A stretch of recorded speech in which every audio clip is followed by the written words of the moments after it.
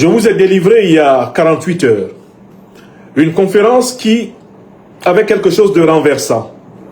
Je me proposais de comprendre en profondeur une décision apparemment banale prise par le président français Emmanuel Macron, que nous appelons affectueusement le chef de la junte néocolonialiste et terroriste française, contre son propre ambassadeur Bruno Fouché, ambassadeur de la République française, en République centrafricaine, qui a été livré à la vindicte populaire de tous les médias français, dont la carrière professionnelle est désormais en jeu, puisque Emmanuel Macron, Jean-Noël Barrot lance une enquête disciplinaire contre lui, au motif affiché qu'il aurait transformé le consulat, l'ambassade de France en Centrafrique en un immense lupanar, où il aurait pris plaisir à satisfaire sa libido avec pas moins de 30 femmes en moins de 2 ans. Au regard, des mœurs sexuelles particulièrement singulières qui règnent désormais au sommet de la République française, tout naturellement, les performances de Bruno Fouché semblent avoir ébranlé les habitués de l'autre bord, et qui par là ont décidé tout naturellement, nous dit-on officiellement, de le punir. J'avais donné à cette occasion une conférence pour dire que je ne croyais pas du tout à la version officielle délivrée par Emmanuel Macron et son ministre des Affaires étrangères dans cette affaire. Je disais pourquoi je n'y croyais pas, d'abord parce que Macron est connu comme étant un grand mythomane, et chaque fois qu'il dit quelque chose, on est obligé de frapper cela de la fonction -1. La fonction réciproque en mathématiques, c'est-à-dire supposer par principe et a priori que la vérité, c'est le point de vue opposé. Deuxièmement, il fallait s'inquiéter puisque la ligne directrice de la diplomatie française en Afrique a toujours été de cacher les frasques des diplomates, des ambassadeurs, des militaires français, dont plusieurs, y compris d'ailleurs des chefs d'État comme Valéry Giscard d'Estaing, ont été coupables de nombreux scandales sexuels, et pour certains même, comme les militaires français de l'opération Sangaris, accusés de viol de personnes mineures en Centrafrique, lesquels viols ont fini par être couverts tout naturellement par un non-lieu de la justice française sans la moindre confrontation entre les victimes réelles et les coupables présumés. Donc je disais pour ma part qu'en tant qu'analyste politique habitué du sujet france-africain, il était hors de question que je boive de ce petit lait-là, et que je crois que Macron était vraiment fâché parce que son ambassadeur avait exagéré de la braguette, d'autant plus que le palais de l'Élysée n'est pas connu pour être un haut lieu de respect des mœurs. On a vu toutes sortes d'individus de tous bords exhiber leurs biscottos, leurs jarrets et même leurs muscles fessiers à l'intérieur du palais de l'Élysée dans des scènes où l'ubuesque le disputait au grotesque. Que la morale sexuelle vienne du palais de l'Élysée, c'est l'hôpital qui se foutrait de la charité. Qu'elle vienne du Quai d'Orsay, c'est encore plus choquant, car littéralement, estimer que Jean-Noël Barrot pourrait enseigner à un ambassadeur comment se comporter en matière de mœurs, comme d'ailleurs la plupart de ses prédécesseurs, c'est littéralement penser qu'on peut demander à un manchot de prendre son courage à 2 mains. Donc, je n'y ai pas cru. J'ai refusé ce narratif parce que je connais ces gens. Je les étudie depuis pratiquement 30 ans. En long et en large, je les connais, ce sont des mythomanes et des menteurs. Le troisième indice qui m'a amené à douter de cette version officielle française, caractérisée par un lynchage médiatique et politique sans pareil pour un ambassadeur en fonction depuis la naissance de la 5e République française, je me suis en outre intéressé à l'attitude des autorités centrafricaines, notamment du président de la République centrafricaine, Faustin Archange Touadéra, et de sa ministre des Affaires étrangères, Sylvie Baipotemo.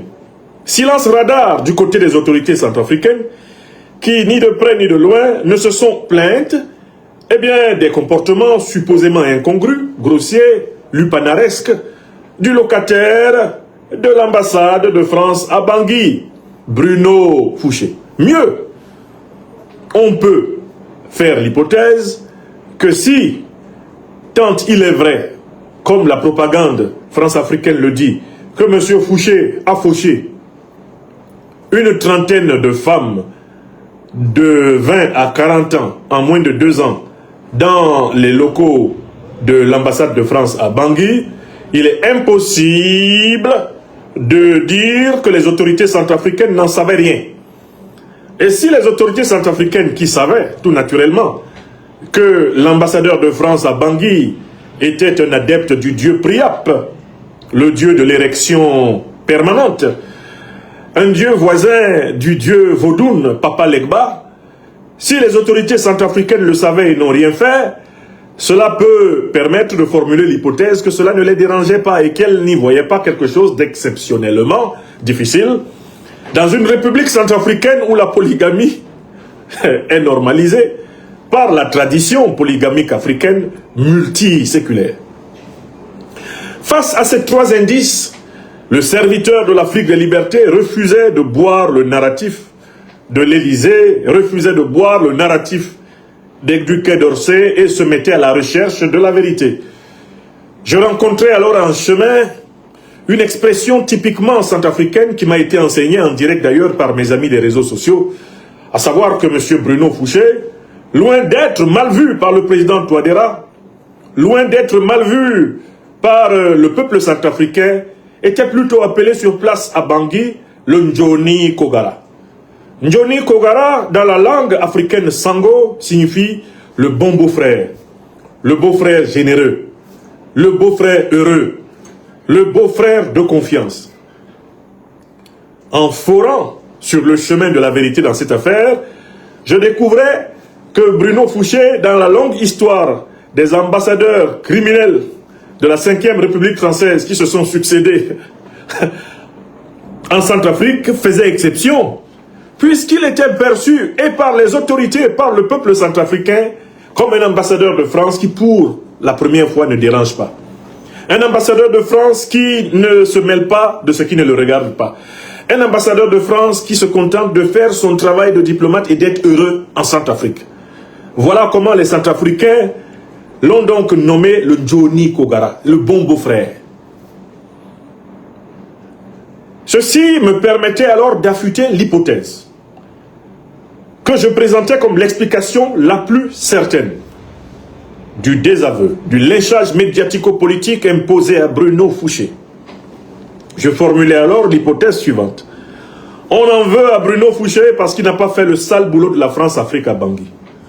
On en veut à Bruno Fouché parce que, contrairement aux ambassadeurs, serviteurs du néocolonialisme français qui l'ont précédé, il a refusé de participer activement au nouveau projet de déstabilisation de la République centrafricaine, dont le dernier grand épisode en date n'est ni plus ni moins que la tentative de coup d'État du 30 juin 2026, esquissée à partir de Amdafok, par une infiltration de la frontière centrafricano-tchadienne dirigée par le général Noureddin Adam, barbouze attitré de la DGSE française.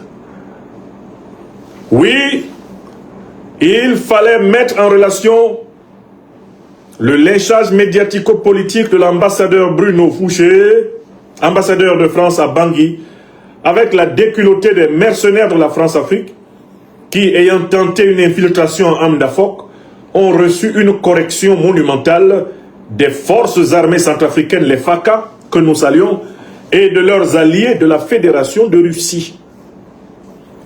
L'échec du coup d'État tenté le 30 juin 2026 a donc engendré des conséquences, puisque manifestement, et c'est notre hypothèse, le Ndjoni Kogara des Centrafricains, le bon beau-frère Bruno Fouché, n'a pas voulu mettre les bouchées doubles afin que la déstabilisation de Bangui eût lieu.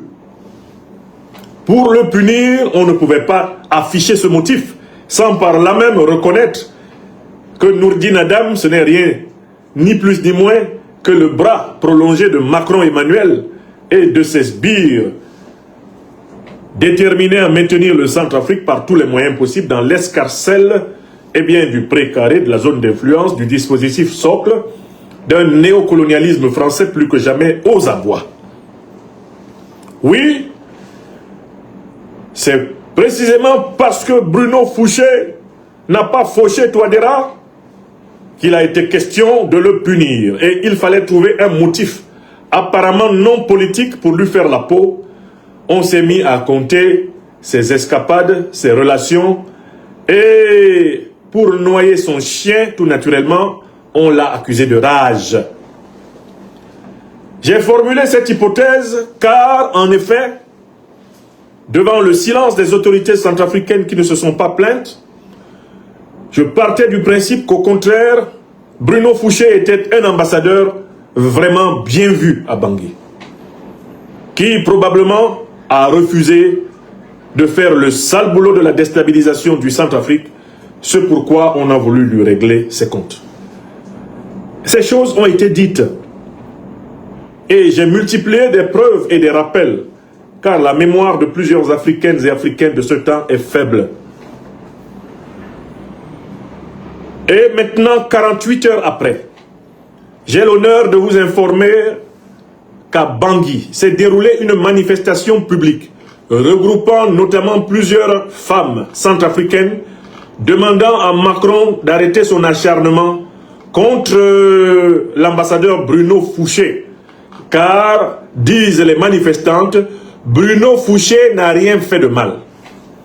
Des jeunes femmes sorties des quatre coins de la capitale centrafricaine sont venues se plaindre du lynchage, de la bouc émissarisation de l'ambassadeur de France, du massacre d'un innocent, selon elles, car on ne peut pas lui reprocher d'être amoureux des femmes centrafricaines.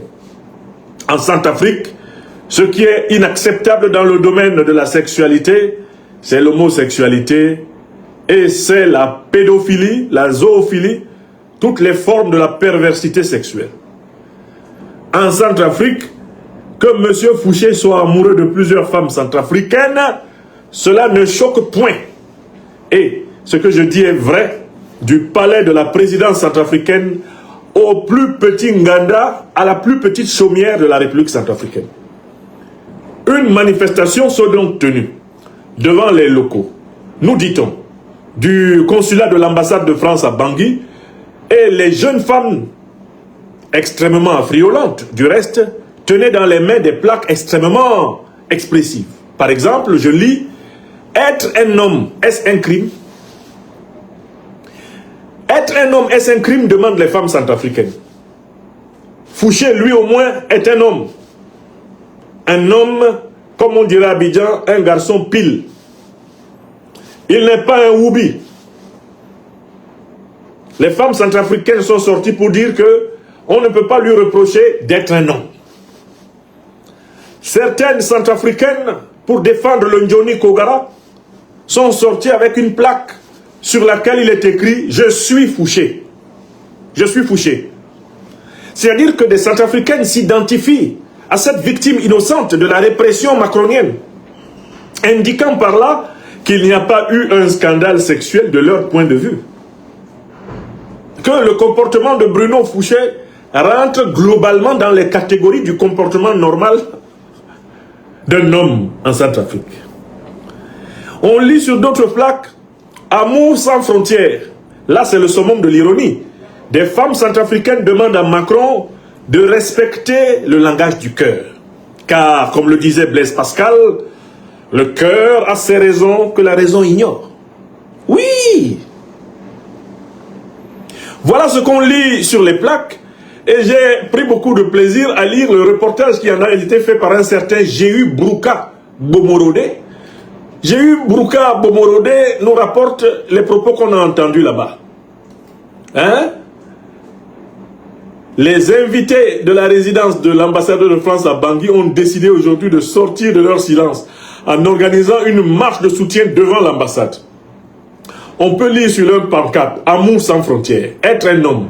Est-ce un crime? Coupable de quoi? L'aucun intérêt, entre autres. Donc, cette manifestation qui n'a pas été organisée par hasard, elle a été organisée à Bangui pour montrer que les motifs avancés par Macron pour livrer son ambassadeur au lynchage médiatico-politique ne sont pas fondées.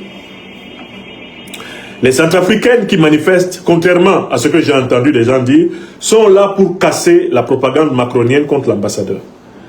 Alors, j'ignore si ces manifestantes, comme certains le disent, auraient été financées par l'ambassadeur de France pour venir le défendre. Je n'en ai aucune preuve. Ce que je constate en tout cas, c'est que cette manifestation vient casser complètement le narratif de Macron. Macron parle de scandale sexuel, mais les Centrafricains ne sont pas scandalisés. Les Centrafricaines même, les femmes centrafricaines, qui sont supposées avoir été éventuellement exploitées, humiliées par le comportement de cet ambassadeur, viennent dire qu'on ne leur a rien fait de mal. Le motif avancé donc par le Quai d'Orsay, le motif avancé par le palais de l'Élysée, est un motif infondé du point de vue de la réalité du terrain centrafricaine. Ce qui me permet de vous dire, sans risque de me tromper, que mon interprétation du motif pour lequel l'ambassadeur a été livré par le Quai d'Orsay et l'Élysée, mon interprétation est donc confirmée par cette dénonciation des femmes centrafricaines. Elles sont venues littéralement dire, comme si nous nous étions entendus, alors que je ne les connais point, le professeur Franklin Nyamsi, wa Cameroun, wa Centrafrica, wa Africa, a raison. Ce n'est pas pour scandale sexuel que Macron livre Bruno Fouché à la vindicte populaire, c'est sûrement parce que Bruno Fouché n'a pas fait le sale boulot du néocolonialisme français contre le régime du président Touadéra, qu'on lui fait payer par un chemin indirect les pots cassés. CQFD, ce qu'il fallait démontrer. Alors, je vois des gens qui viennent pour traiter ces femmes de Stockholmardes. Je vous dis, là, on n'a pas affaire à un syndrome de Stockholm. Ça n'a rien à voir. Ces jeunes femmes qui sont sorties pour sauver un innocent. Même si elles auraient été invitées par Bruno Fouché, elles sont venues dire, il ne nous a pas fait de mal, laissez-le tranquille. S'il nous avait fait du mal, le président centrafricain aurait demandé son renvoi et il aurait fait traîner conformément aux conventions diplomatiques internationales devant les tribunaux de France et de Navarre. Le président centrafricain n'a rien dit. S'il avait fait quelque chose de mal, la ministre centrafricaine des Affaires étrangères l'aurait convoqué et lui aurait signifié au moins un avertissement diplomatique des autorités centrafricaines. La ministre Sylvie Baïpé-Témon n'a rien dit. Quand Macron dit qu'il y a scandale sexuel à l'ambassade de France en Centrafrique, ce n'est pas du Centrafrique qu'il doit parler, qu'il parle. Parce qu'en Centrafrique, cela n'a pas été constaté. Les autorités centrafricaines ne se plaignent pas. Macron ne peut pas prétendre aimer plus les jeunes femmes centrafricaines que le président centrafricain Faustin Archange Touadéra qui ne se plaint pas. D'où conclusion de ce premier sujet, incontestablement, notre théorie du Ndjoni Kogara, est fondée. Il faut prendre avec des pincettes, cette histoire de 30 femmes. Le nombre même peut avoir été fabriqué par l'Élysée et par le Quai d'Orsay pour noyer le monsieur. Jusqu'ici, le monsieur n'a encore rien dit. Je vous dis que quand ce monsieur-là va parler, ça va être une bombe. Peut-être qu'il attend que Macron quitte le pouvoir, il va parler. Et vous vous rendrez compte que je vous avais conduit sur le chemin de la vérité. Ce monsieur n'a pas été hyperactif dans la déstabilisation du Centrafrique. C'est pour ça qu'on lui règle son compte. Il n'a pas fait le sale boulot qu'on attend d'un ambassadeur de France en Centrafrique. Participer à tout ce qui maintient le Centrafrique dans la pauvreté, participer à tout ce qui maintient le Centrafrique dans la guerre, participer à tout ce qui maintient le Centrafrique dans la mendicité et dans la dépendance envers la France. Ça, c'est la mission des ambassadeurs de France en Centrafrique depuis De Gaulle jusqu'à Macron. C'est parce que ce monsieur, Bruno Fouché, n'a pas correctement rempli le sale boulot pour lequel on l'a nommé qu'on lui fait la peau. Voilà les événements qui se sont déroulés à Bangui et qui confirment ce que votre serviteur vous a dit. C'est vrai ou c'est faux? Dans ce cas-là, nous pouvons donc avancer. Nous pouvons avancer vers le deuxième sujet de cette émission, sans plus tarder. Donc, que des gens viennent nous parler de scandale sexuel pour lyncher cet ambassadeur, cela ne passe pas chez les Africains avertis. Le scandale sexuel, il a lieu en France. Tout le gouvernement français est un gouvernement du scandale sexuel. La gouvernance française actuelle est une gouvernance du scandale sexuel. Quand Emmanuel Macron ne sera plus président de la République française, il y aura une succession de révélations explosives qui vont le conduire au tribunal et beaucoup auront lieu en rapport avec des questions de mœurs. Il y a beaucoup de choses qui vont traîner Macron devant les tribunaux et qui sont en rapport avec les questions de mœurs. Donc le véritable scandale sexuel, il a lieu en France. Il a lieu dans cette élite européenne frelatée qui est en perte de repères anthropologiques, spirituels et moraux. Ce n'est pas en Centrafrique. Le peuple centrafricain ne s'est pas plaint de l'ambassadeur. Les femmes centrafricaines qui sont sorties sont venues dire « Laissez le monsieur là tranquille. Il ne nous a pas fait du mal. » Il ne nous a pas fait du mal. S'il nous avait fait du mal, on allait se plaindre. Le gouvernement centrafricain qui boit littéralement du petit lait devant l'embarras et la confusion du néocolonialisme français, pourrait même avoir demandé à Macron de laisser cet ambassadeur tranquille, parce qu'il y a longtemps que la République centrafricaine n'a jamais été aussi tranquille avec un ambassadeur. Lui au moins ne se mêle pas des affaires centrafricaines et il aime la République centrafricaine. Quoi de meilleur pour la République centrafricaine qu'un ambassadeur qui ne l'emmerde pas? Un ambassadeur qui ne fuine pas dans ses affaires. Un ambassadeur qui ne participe pas au soutien des mouvements de rébellion, des mouvements de terroristes. Un ambassadeur qui refuse de s'impliquer dans les coups d'État. Quoi de plus beau que cela? Quoi de plus beau que cela? Quoi de plus beau que cela? Hein? Quoi de plus beau que cela? Donc, franchement, évacuez de vos esprits tout ce que Macron et Jean-Noël Barrot ont raconté sur le pauvre monsieur Bruno Fouché. La vérité va sortir. Quand Fouché va parler, oui, job, Zapa Baba, comme on dit chez nous à Bangui, vous allez entendre. Fouché, dans tout ça, Fouché ne dit rien, non? Il a le macabo de Macron. Quand Bruno Fouché parlera, Macron tremblera. Écrivez ça. Quand Bruno Fouché parlera, Macron tremblera. Et j'avais conclu tout ce sujet sur une note d'ironie, en disant que quelque part même il y a une espèce de jalousie de Macron envers Fouché. Parce que Fouché, lui, il travaille là où Macron faiblit. Voilà. Il n'y a rien dans la jalousie. Il n'y a rien dans la jalousie. Lui, il travaille là où tu faiblis. Laisse-le tranquille. En Centrafrique, l'homme normal, c'est Fouché. L'homme anormal, c'est Macron. Hein? En Centrafrique, l'homme normal, c'est Fouché. L'homme anormal, c'est Jean-Noël Barrot. Voilà. Et comme le disait Blaise Pascal, que je cite pour la deuxième fois dans ce sujet, vérité en deçà des Pyrénées, erreur au-delà. Ce que vous considérez comme normal à Paris, à Bangui, est anormal. Et ce qu'on considère comme normal à Bangui, à Paris, sous la Macronie, est anormal. Vérité en deçà des Pyrénées, erreur au-delà. Les Pyrénées, c'est la chaîne montagneuse qui sépare l'Espagne de la France. Quelque chose peut être vrai en France, mais quand on va en Espagne, c'est faux. Donc ce qui est vrai à Paris n'est pas vrai à Bangui. En tout cas, Fouché à Bangui n'est pas perçu comme un ennemi du peuple centrafricain. C'est le Njoni Kogara. Njoni Kogara. Alamawe Johnny. Alamawe.